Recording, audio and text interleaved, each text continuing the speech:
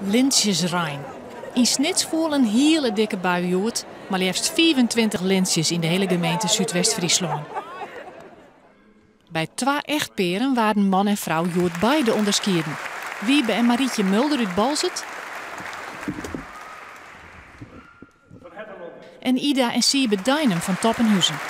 We hebben hier een uitnodiging gekregen om voor Noorden hier te komen. En dan woont het echt wel ontmoet van.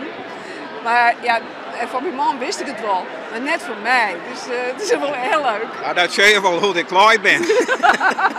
Of ziet mijn colbertjasje wel aan dingen. Dus. En bij de wudden, het had de koning behaagd, krijg je toch wel even een brok in de kiel. Ik zeg al, het is een hele eer. Het is een eer, want anderen dragen dat aan. En dan denk ik, wat heb ik dan gedaan dat mensen dat dan doen voor mij? Dat vind ik heel bijzonder, ja. Ik zeg dat het jou ik wel emotioneerde. Nou, en hoe, hè? Ik ben hier onder valse voorwendselen naartoe gebracht en we zouden gaan koffie drinken, want het is mijn huwelijksdag. Maar daar is nog niks van terechtgekomen.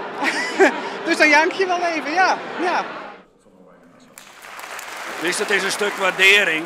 En wat ik net met de wudden zeggen wil is dat het net alleen voor een oordost, maar dat het ook voor jezelf. En het voegt heel veel aan je leven, vind ik. En het maakt het was best. En het jouwt je heel veel inspiratie en plezier. En ik denk dat dat de achterliggende gedachte is van een vrijwilligerswerk. Op het moment dat je er geen plezier meer in hebt, dan moest er mee ophouden, vind ik.